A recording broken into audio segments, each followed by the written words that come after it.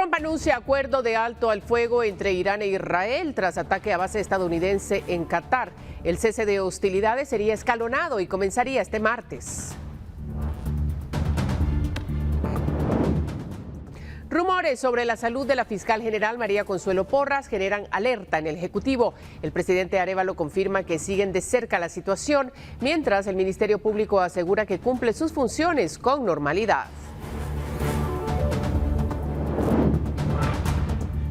Ministerio de Comunicaciones ignora citación del Congreso y la Corte de Constitucionalidad le da 3 meses para presentar plan de rehabilitación de carreteras. Diputados critican la falta de avances y la inasistencia de funcionarios.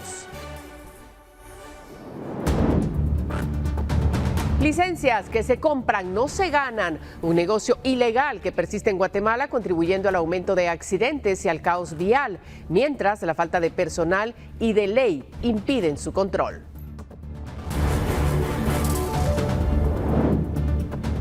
Ministerio de Educación no se doblega ante el STEC. Más de 6.000 actas impuestas a maestros que incumplen con sus clases en más de 5.000 escuelas.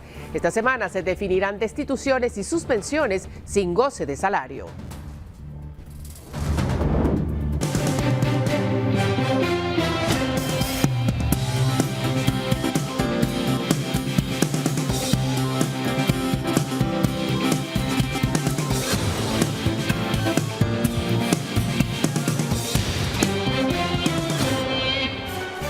¿Cómo están? Buenas noches, gracias por sintonizar esta hora la emisión estelar de Noticiero Guatevisión. Cuántas noticias, con cuánta información comenzamos la semana, así es que es muy importante que usted ya se encuentre con nosotros. Vamos con las noticias. Bueno, en este momento nos vamos a enlazar con el doctor Jorge Luis Pasarelli Gándara. Él es el doctor geriatra guatemalteco que trabaja en Qatar, donde este día se dio un ataque de parte de Irán con misiles a la mayor base estadounidense en Oriente Próximo y donde además se escucharon explosiones en la capital Doha, dentro del marco del conflicto entre Irán e Israel. Bienvenido, doctor. Muy buenas noches, María Luisa, y a toda la audiencia del noticiero. Muchísimas gracias por hacer el enlace aquí a Doha, Qatar. Doctor Pasarelli, espero que se encuentre bien, por supuesto. Y la pregunta es, ¿cómo vive usted el reciente ataque con misiles iraníes a la base militar en Qatar? Sí, María Luisa, te comento que en ese momento yo estaba en una cena de trabajo en un hotel en Doha. De pronto mis compañeros empezaron a recibir llamadas de familiares y me indicaron de que había iniciado el ataque a la base americana. Entonces fuimos a buscar los automóviles y cada quien se dirigió para su casa. Sí que en el camino pues habían muchos destellos en el cielo, se miraban luces y se oían unas detonaciones también. Y gracias a Dios pues llegué a mi casa sin mayor percance. Nos alegra mucho, doctor. Mire, ¿y cómo ha reaccionado la gente en Qatar? ¿Fue algo sorpresivo o ya se esperaba un ataque, digo, por el contexto actual? Sí, María Luisa, esto es algo que ya se venía hablando en los diferentes medios de comunicación, tanto locales como internacionales, la posibilidad de bombardeo a la base americana en Qatar era desde hace algunos días. Más sin embargo, muchos pensábamos que esto no iba a pasar. Muchas embajadas y medios de comunicación enviaron alertas de la posibilidad de un bombardeo el día de hoy.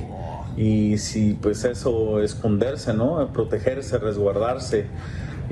También el espacio aéreo se cerró más o menos a las 7 de la noche, hora local, lo cual pues ya nos daba pistas de que algo no iba bien. Las personas pues reaccionaron de distinta manera. Muchos se fueron a sus hogares a resguardar en los parqueos subterráneos. Otras personas optaron por ir a estaciones de metro. Muchas otras abastecerse de alimentos, ¿no? de agua, de alimentos enlatados, etcétera. Y algunos otros pues decidieron llamar a familiares. Tuvo un compañero que tenía a su hijo en la universidad, entonces lo fue a buscar inmediatamente y así es como pues todos reaccionamos. Doctor, ¿qué medidas de seguridad se están tomando ahora? ¿Han recibido indicaciones por parte de las autoridades locales o de la Embajada de Guatemala en este caso? Sí, se le avisó a la población de mantener la calma, de evitar lugares abiertos, de resguardarse en sus hogares y más que todo esto, ¿no? La Embajada de Guatemala en Qatar sí que creó un grupo, ¿no?, con todos los ciudadanos guatemaltecos que nos encontramos en Doha para mantener una línea abierta y comunicación constante. Y desde el día de ayer también la Embajada en Emiratos también nos contactó y tuvimos que llenar un formulario con todos nuestros datos. Entonces, en cuanto a la Embajada de Guatemala, el consulado se han estado muy pendientes de todos los residentes en el área. Gracias, doctor.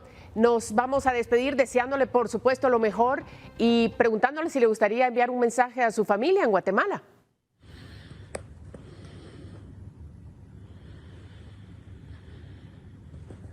Muchísimas gracias a ti, María Luisa, y al noticiero por contactarme y haber hecho este enlace hasta Doha, Qatar.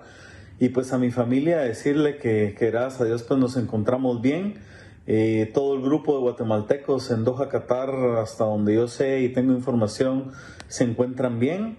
Y pues esperamos que no vuelva a pasar y podamos estar en paz. Muchísimas gracias nuevamente y feliz noche. Feliz noche para usted también, el doctor Jorge Luis Passarelli Gándara desde Doha, Qatar, reportándonos cómo se vivió ese momento. Vamos a continuar con más en Guatevisión. Y los precios internacionales del petróleo cayeron este lunes tras el ataque de Irán a una base militar de Estados Unidos en Qatar.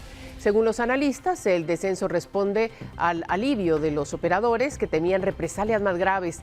El barril de crudo estadounidense retrocedió 7.22% y cerró en $68.51, nivel similar al registrado antes de los primeros ataques israelíes a Irán el pasado 13 de junio. Por su parte, el Brent del Mar del Norte cayó 7.18% y se situó en $72.7, un precio no visto en los últimos 10 días. Actualmente, Irán es el noveno productor mundial de petróleo, con una producción diaria de 3.3 millones de barriles.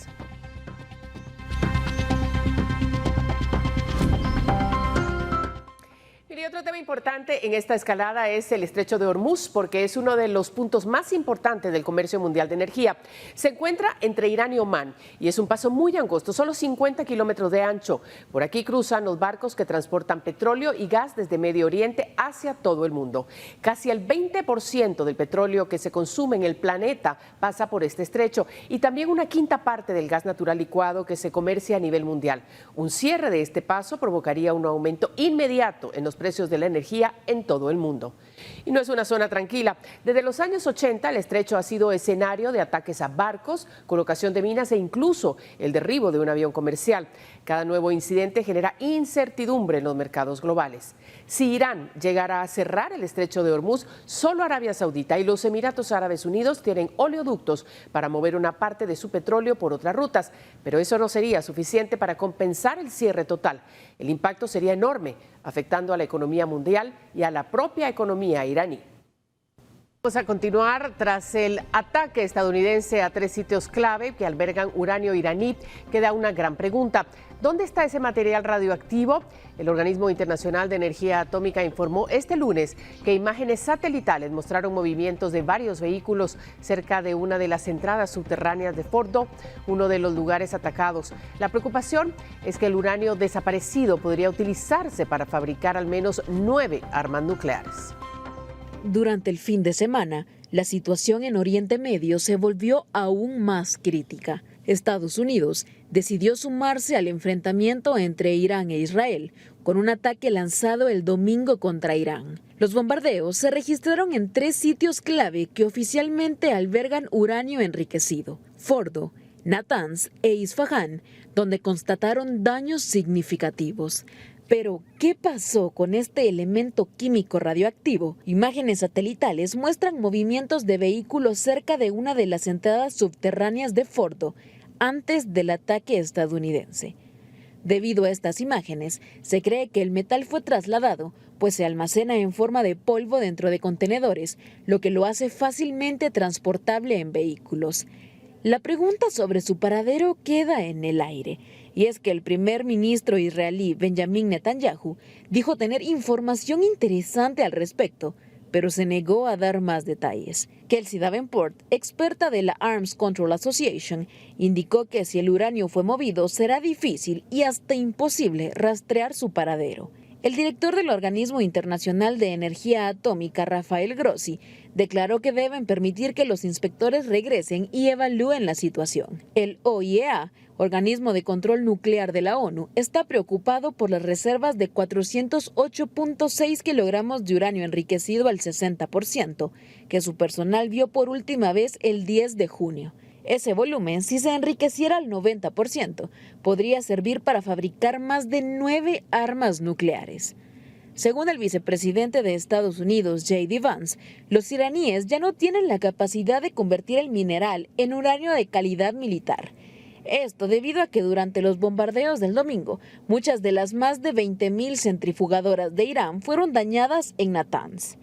Y aunque no todas las centrifugadoras están registradas, ya que algunas habrían sido almacenadas en ubicaciones no declaradas en los últimos años, Irán aún podría dotarse rápidamente de un arma nuclear si dispone de uranio enriquecido al 60% y unas pocas centenas de estas máquinas, según explica Davenport. En 1970, Irán firmó el Tratado de No Proliferación, en el cual se comprometió a usar la energía atómica con fines pacíficos bajo control de la OIEA. Pero ante la tensa situación, el organismo tiene el panorama nublado. Según su embajador en Viena, Reza Najafi, la actual agresión asestó un golpe fundamental e irreparable al Pacto de No Proliferación. Reportó Carmina Montúfar. Bueno, continuamos porque el presidente Bernardo Arévalo hizo un llamado a la paz ante los recientes sucesos en Irán e Israel. El mandatario aseguró que han mantenido comunicación con los consulados para conocer el estado de los guatemaltecos que residen en Israel. Sin embargo, en el caso de Irán no hay embajada que permita tener información certera. Alrededor de la necesidad de llamar a todas las partes en el conflicto en el Medio Oriente, a esa serie de conflictos en el Medio Oriente, a que regresen a los caminos de la paz, a que retomen el camino del diálogo, de la diplomacia.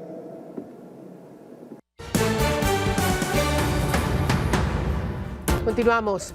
Desde el fin de semana existen rumores sobre el estado de salud de la fiscal general del Ministerio Público. ¿Podría esto representar una oportunidad para su remoción? En la siguiente nota se lo explicamos.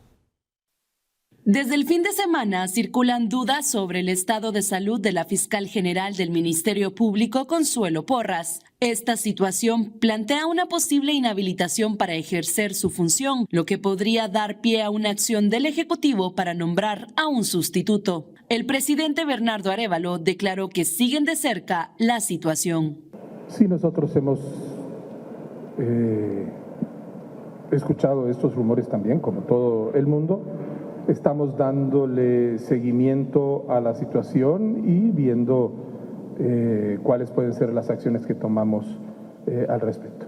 Presidencia no confirmó si presentará un recurso de exhibición personal a favor de Porras, pero analizan posibles acciones. Primero tenemos que establecer claramente la medida en que ella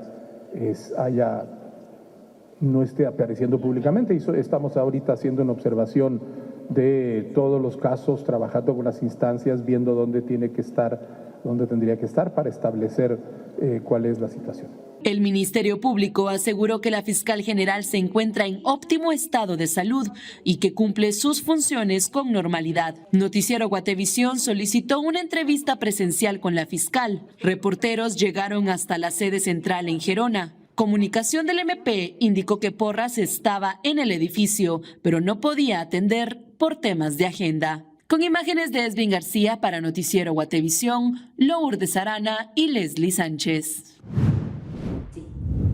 Y este día se llevó a cabo una diligencia de exhibición personal a favor de la fiscal general y jefa del Ministerio Público, María Consuelo Porras Argueta, tras rumores que circularon desde el fin de semana sobre un posible deterioro en su estado de salud a causa de un accidente cerebrovascular. Según un comunicado del Ministerio Público, durante la diligencia estuvieron presentes la jueza de paz penal de faltas de turno, así como su secretario y un oficial. Ellos constataron que la fiscal general se encuentra en excelente estado de salud y realizando sus funciones con normalidad, según detalla el mensaje oficial. Bueno, y en otro tema, 2 personas implicadas en el asesinato de la joven Claudina Velázquez fueron capturadas 2 décadas después del crimen que conmocionó al país. Su muerte impulsó la creación de la alerta Isabel Claudina. Hoy sus padres continúan esperando justicia. Luis Francisco Ortiz Cepeda y María Teresa Gudiel Araiza fueron capturados por su presunta vinculación al crimen de Claudina Velázquez. La joven, de 19 años, desapareció el 20 de agosto del 2005 tras salir con un grupo de amigos. Su cuerpo fue encontrado al día siguiente en un terreno baldío con señales de violencia. Las diligencias para ejecutar las capturas se realizaron en carretera a El Salvador y en Ciudad San Cristóbal. Fueron coordinadas por la Fiscalía de Casos Especiales y la Policía Nacional Civil. El caso está a cargo del Juzgado de Mayor Riesgo D y fue declarado bajo reserva debido a los hallazgos en la investigación. La audiencia de primera declaración se realizará el próximo 1 de julio. El 8 de marzo del 2024, el gobierno de Guatemala ofreció disculpas públicas a la familia de Claudina luego de que, en 2015, la Corte Interamericana de Derechos Humanos condenara al Estado guatemalteco por la inacción en la investigación del caso. El asesinato de Claudina, junto al de María Isabel, dio origen a la alerta de búsqueda inmediata de mujeres Isabel Claudina. Para Noticiero Guatevisión, reportó Lourdes Arana. En otras cosas, el ministro de la Defensa, Henry Sáenz, informó que la comisión multidisciplinaria terminó las diligencias administrativas sobre los hechos que ocurrieron en La Mesilla. Por este caso, 5 efectivos estaban siendo evaluados. Sin embargo, se logró determinar que ninguno de los soldados estuvo involucrado de forma directa. El ministro indicó que el informe se puso a disposición de las autoridades, como el Ministerio Público, que es el ente que se debe encargar de la investigación. Asimismo, refirió que este miércoles se desarrollará una reunión de seguridad con representantes de México para abordar acciones conjuntas entre ambos países. Kristi Noem, secretaria de Seguridad Nacional de Estados Unidos, visitará Guatemala este jueves 26 de junio para reunirse con el presidente Bernardo Arévalo y el ministro de Gobernación, Francisco Jiménez. El objetivo es revisar programas conjuntos de repatriación entre ambos gobiernos. La funcionaria norteamericana inició este martes 24 de junio una gira de 3 días por Centroamérica que incluye paradas en Panamá, Costa Rica, Honduras y Guatemala. Según autoridades de seguridad, la visita busca fortalecer la cooperación regional en temas migratorios y de seguridad.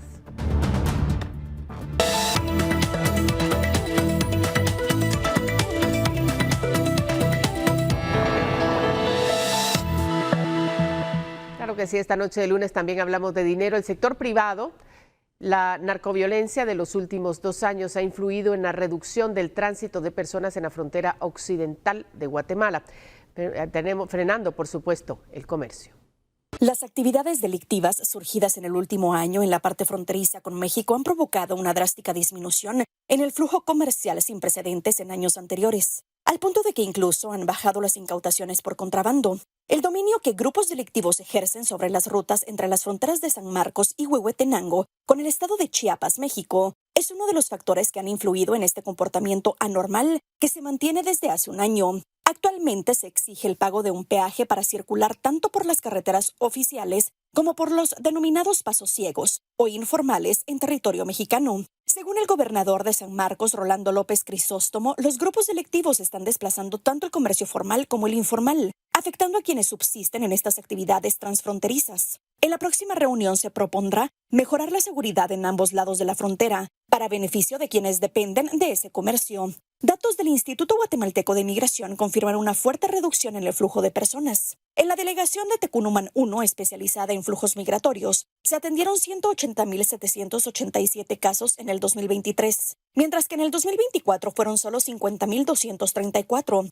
lo que representa una caída del 72.2%. De enero al 15 de junio de este año, se han gestionado apenas 20.482 salidas. En Tecún Umán 2, orientada al comercio con México y Centroamérica, se registraron 179.264 trámites en el 2023, pero en el 2024 solo se contabilizaron 19.069, con una caída del 89.3%. En el caso del Carmen, la reducción fue del 70.2%, al pasar de 139.849 salidas en el 2023 a 41.657 en el 2024. Hasta el 15 de enero pasado, se habían gestionado 16.548 salidas. Un informe de la Comisión de Defensa del Comercio Formal adscrita a la Cámara de Industria indicó que el contrabando sobre el río Suchiate, tanto a pequeña como a gran escala, se ha encarecido. Aunque la actividad continúa, grupos delincuenciales o del crimen organizado están cobrando un impuesto a los contrabandistas. La inseguridad también ha implicado una reducción en las estadísticas de incautación de mercancías de contrabando desde México. Esto se atribuye a que menos guatemaltecos cruzan el río Suchiate para hacer compras y regresar.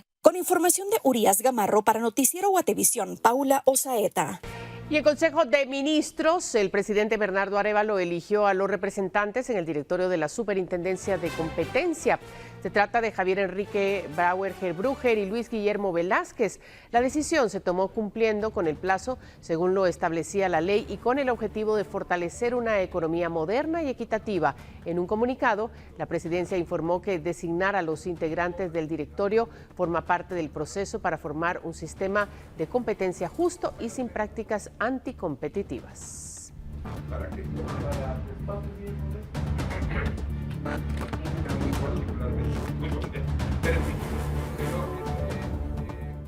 Bueno, mire, esta noche, después de la emisión estelar, llega Guatemala no se detiene, así es que vamos a enlazar con nuestra compañera Jimena Santiago para que nos diga qué vamos a ver esta noche. Adelante, Jimena. Hola, qué gusto saludarte. En esta ocasión en Guatemala no se detiene, vamos a hablar sobre la miel, uno de los productos que Guatemala exporta al mundo, pero no al nivel que podría. ¿Cuáles son los retos y oportunidades de esta cadena productiva? Te lo contaremos esta semana en Guatemala no se detiene. Regreso contigo al estudio. Hasta la próxima. Gracias, Jimena. Pendientes, por supuesto, a terminar la emisión estelar de Noticiero Guatevisión. Vamos a la pausa. Bueno, que sigue con nosotros. Mire, la Corte de Constitucionalidad le dio 3 meses al Ministerio de Comunicaciones para que cree un plan para el mantenimiento de las carreteras.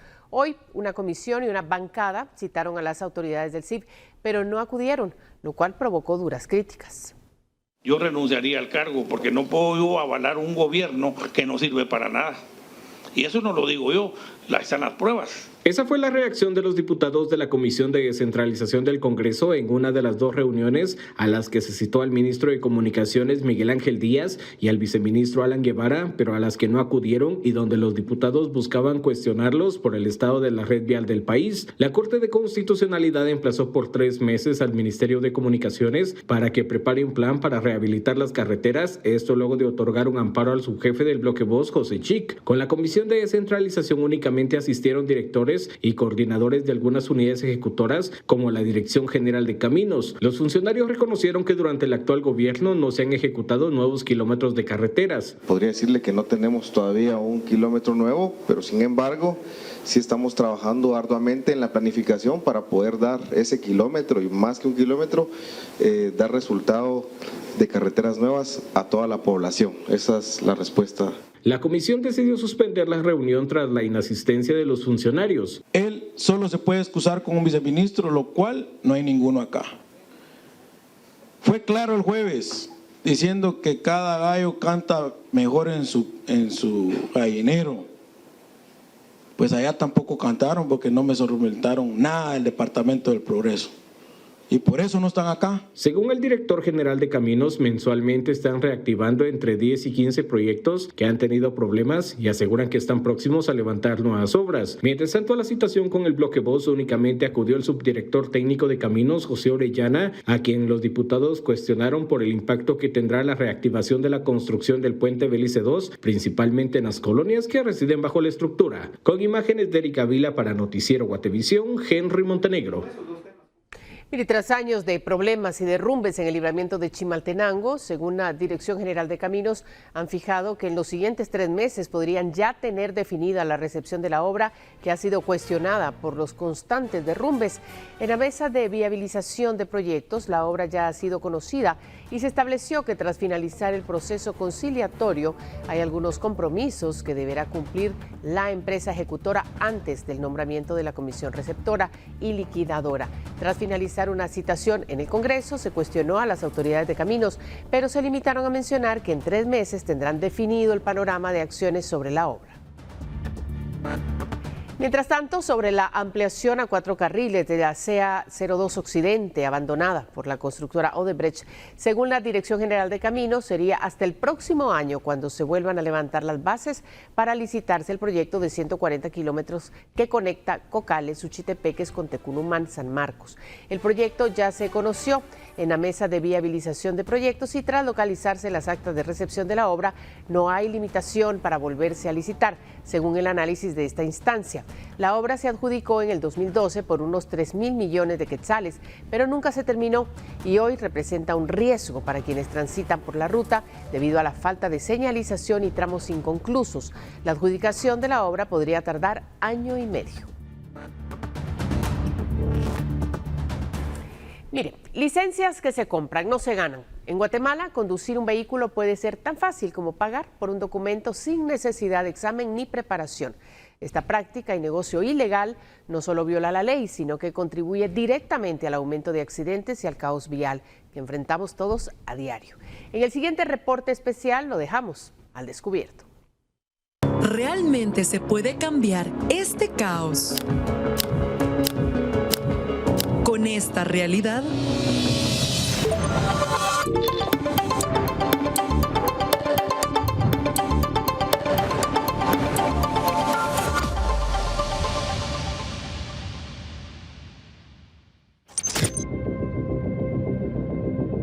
La venta de documentos aprobados para obtener licencias de conducir sigue siendo un negocio ilegal que persiste en el país. Sin embargo, las consecuencias de tener conductores sin la debida capacitación se refleja a diario en daños materiales y, lo más grave, en pérdidas de vidas humanas. Este bus venía del rancho y se dirigía hacia la terminal allá en la zona 4. Sin embargo, pues sufrió este accidente y ha dejado como víctimas más de 15 personas ya fallecidas y algunas personas heridas que han sido trasladadas al Hospital San Juan de Dios. Pero ¿cómo esta situación puede controlarse si detrás de ella se encuentran empresas privadas beneficiándose, una autoridad de tránsito que no cuenta con la capacidad política, humana y tecnológica para poderla controlar, y los mismos ciudadanos que buscan estas alternativas para saltarse los procesos? Pero veamos qué dicen las estadísticas.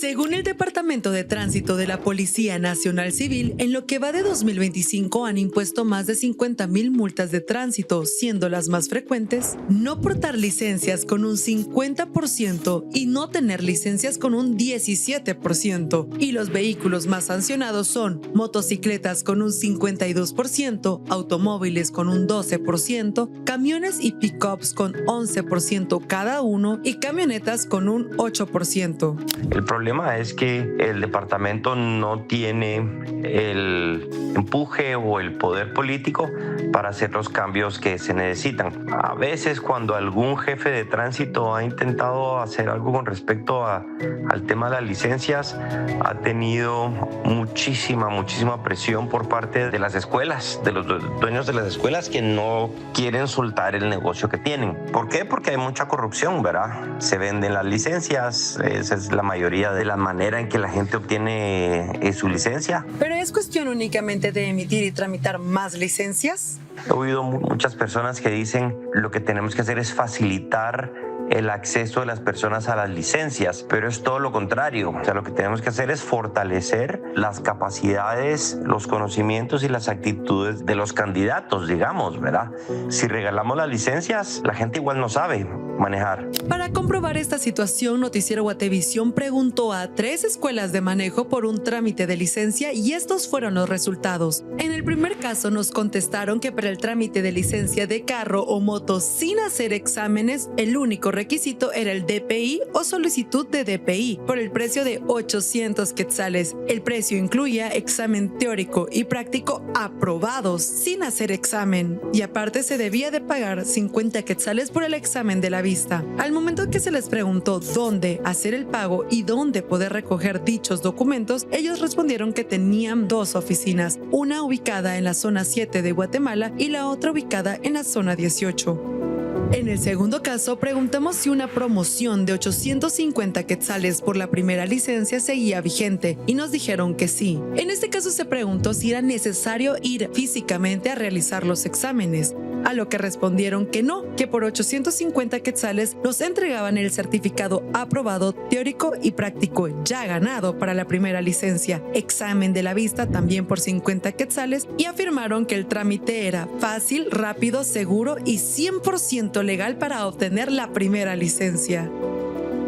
Y en el tercer caso también preguntamos si era necesario hacer el examen de manejo, a lo que respondieron que no, que también por un costo de 850 quetzales, que era una oferta por tiempo limitado pagando en efectivo o transferencia bancaria, incluía el certificado de las evaluaciones teóricas y prácticas aprobado, examen de la vista, copia de sus documentos y 3 horas gratis de parqueo. Y nos comentaron que sus sucursales se encontraban en la calzada Roosevelt y también en la zona 17. Este ejercicio lo realizamos en 3 diferentes redes sociales, Facebook, Instagram y WhatsApp, para dimensionar el alcance de este negocio. Ellos al final tienen un negocio y su negocio es vender las licencias. O sea, es mucho más rentable vender una licencia que dar el curso. Entonces ellos tienen un conflicto de interés enorme, sobre todo cuando son las mismas escuelas las que manejan el proceso de examinación. Ahí no se está verificando que la persona en verdad sepa. También el Departamento de Tránsito de la Policía Nacional Civil respondió a los cuestionamientos del Noticiero Guatevisión mediante un comunicado escrito en el que señala 2 limitaciones que enfrentan como institución. La primera es la falta de personal. De los 41.500 agentes con los que cuenta la PNC para funcionar en temas de seguridad, también deben designar elementos para cubrir a nivel nacional las tareas de regulación vial, como el control en la emisión de licencias, detección de estafas, carreras clandestinas, pruebas de alcoholemia, controles de velocidad y transporte pesado, lo que implica una limitación considerable. Para dimensionarlo, expusieron realidades que demuestran esta debilidad, como que el parque vehicular de vehículos livianos aumenta anualmente un 6% y el de motocicletas un 13%, pero la cantidad de agentes no crece con la misma proporción. La segunda es la urgencia de reformar la ley de tránsito, ya que tiene más de 27 años de vigencia y así aumentar las sanciones. A pesar de ello, para el cumplimiento de la ley, actualmente la PNC cuenta únicamente con 8 delegaciones del Departamento de Tránsito. Aunado a esto, solo 80 de los 340 municipios cuentan con policías municipales de tránsito autorizadas. ¿Se puede hacer algo para mejorar la calidad de nuestros conductores y también el control de nuestras autoridades de forma urgente? Hay 2 grandes maneras. Una es que los conductores que entran al sistema estén mejor capacitados, tengan mejores conocimientos, tengan mejores habilidades y tengan mejores actitudes. Y la otra es que todos los conductores que ya están dentro del sistema hay que controlarlos para que sigan siendo buenos conductores. Hay que reformar por completo ese sistema. El currículum de los cursos es de lo más básico. Solo enseña cómo conducir un vehículo, pero no cómo ser un conductor. Es importante ver temas de mecánica, temas de la física, temas psicológicos, temas legales, las dinámicas sociales en las vías. O sea, todo eso lo tienen que ir aprendiendo los nuevos o los candidatos a ser conductores, ¿verdad? Según el experto, los exámenes actuales son insuficientes y deberían incluirse otras pruebas, como de reflejos y pruebas psicométricas, además de realizarlas no solo con el trámite de la primera licencia, sino también en las renovaciones, porque los seres humanos nos vamos deteriorando. En este momento no podemos esperar a reformar todo ese sistema, empezar a sacar mejores conductores y que esos nuevos conductores empiecen a cambiar la dinámica que hay en las vías. Lo que tenemos que empezar de manera urgente es a tener mayor control sobre aquellos que ya son conductores, que ya tienen licencia, ser más estrictos en el tema de las multas. No solo se trata de un tema de una multa, ¿verdad? Porque si yo pago la multa, igual no aprendí que eso está malo, pero no aprendí qué es lo bueno. También hay programas en donde después de ciertas multas, entonces ya le toca al conductor ir a tomar un curso, ¿verdad? Reeducación. Eso es importantísimo que implementemos también en Guatemala. La multa enseña, pero se vuelve psicológicamente negativo de cara al ciudadano, porque cree que ya todo es punitivo.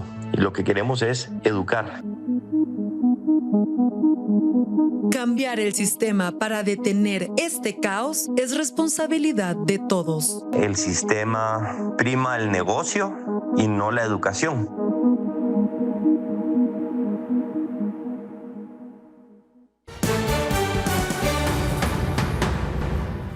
Gracias por seguir con nosotros. Tenemos más información. La situación de los maestros que han incumplido con impartir clases continúa en al menos 5,000 establecimientos educativos. Autoridades del Ministerio de Educación informaron este lunes que aunque continúan abiertos al diálogo y a las negociaciones del pacto colectivo, no se doblegarán a las presiones del STEC y por eso ya se han impuesto más de 6,000 actas administrativas en contra de los docentes que han estado sin laborar. El ministro en funciones, Francisco Cabrera, refirió que esta semana se tendrán las primeras resoluciones que determinarán si a los maestros se les destituirá o se les suspenderá sin goce de salario. Más allá de la sensación que entiendo que el sindicato magisterial ha tratado de comunicar, indicando que se rompió el diálogo o que no hay diálogo, eso es absolutamente falso, absolutamente falso. Cada miércoles nos reunimos para la negociación del pacto colectivo, ahí están los principales dirigentes del STEC sentados en la mesa con los representantes de la comisión ministerial. Pero además de eso, los martes, mañana, habrá reunión de la llamada Junta Mixta Nacional, que es otra de las mesas, y también habrá mañana mismo la reunión técnica de la mesa PADEP. Mire, un mes ha transcurrido desde la controversia por el supuesto exilio de la esposa del presidente, Lucrecia Peinado, luego de una gira internacional. Bernardo Arévalo regresó al país, pero su esposa permanece en el extranjero.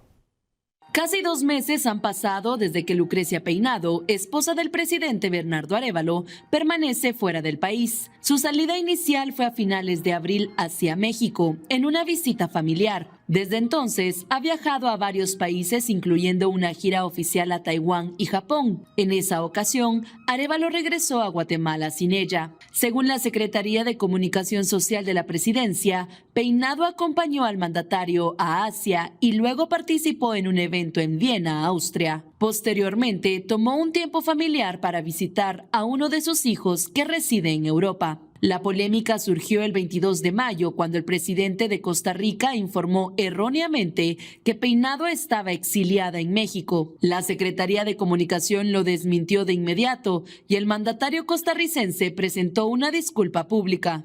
A pesar de su ausencia, Peinado continúa en coordinación con la Secretaría de Obras Sociales de la esposa del presidente, SOSEP, según confirmó la titular Zulma Calderón. Las reuniones se realizan de forma virtual cada semana. La primera dama es una figura que en este momento tiene un papel de coordinación dentro de la Secretaría, reiterando que dentro del reglamento orgánico interno de la Secretaría, es decir, la estructura de la SOSEP como tal, ella no figura como funcionaria. Sin embargo, tiene ese rol de acompañamiento dentro de esta Secretaría y es justo con su misión junto con la parte operativa y el plan de trabajo que tenemos desde el 2023, que estos programas han dado este giro y se están renovando. Aunque no se precisa una fecha de regreso, fuentes cercanas al Ejecutivo indicaron que Peinado podría volver a finales de junio. Destacaron también que, al no ser funcionaria pública ni recibir salario del Estado, puede permanecer fuera del país si así lo decide. Con imágenes de Esvin García, reportó para Noticiero Guatevisión, Leslie Sánchez.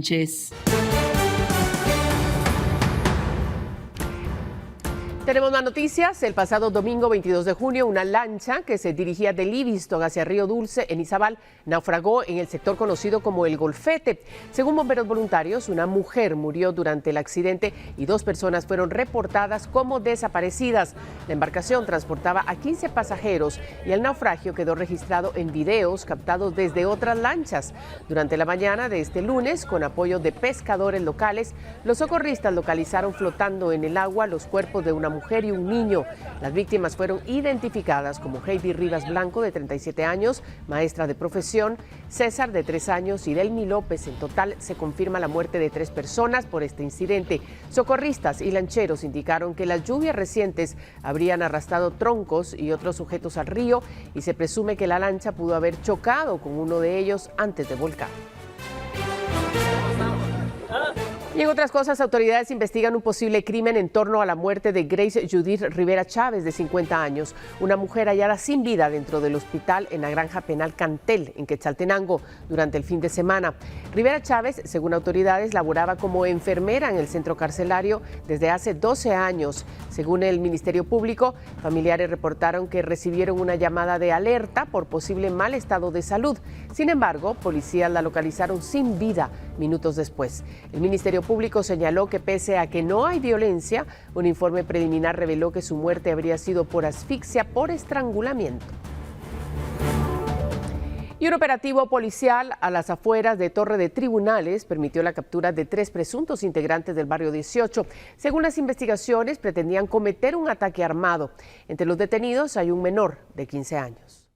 Personas que se encontraban en los alrededores de Torre de Tribunales se vieron sorprendidas cuando agentes policiales capturaron a presuntos sicarios del barrio 18. Una de las hipótesis policiales detalla que pretendían atacar a taxistas que operan en la zona 1 capitalina. Sin embargo, fueron neutralizados. Fuerzas especiales de policía que en este mismo momento neutraliza sin darle tiempo a estos presuntos sicarios de la pandilla del barrio 18 que pretendían cometer un ataque armado en este lugar, 21 calle y 9ª avenida de la zona 1, pero también el Grupo Especial contra las Extorsiones da persecución y neutraliza a otro individuo que pretendía escapar al ver el movimiento policial. Es el sector de la Comisaría 11, los jefes de la Comisaría 11 están apoyando este procedimiento policial.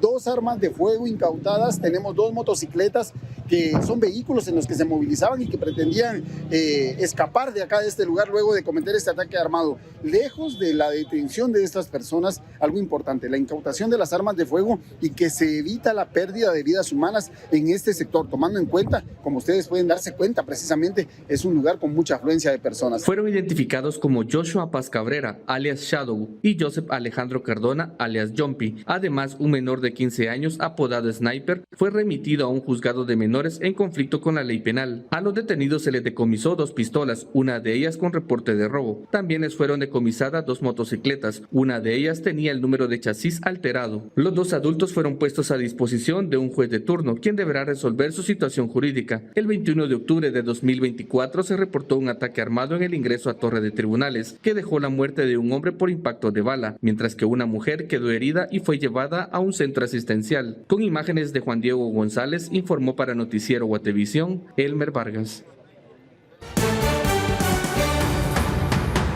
Así llegamos al final de esta emisión, agradeciendo por supuesto su sintonía como lo hacemos siempre e invitándolo a que se quede en la señal de Guatevisión, porque ya llega Guatemala no se detiene. Que tenga buena noche.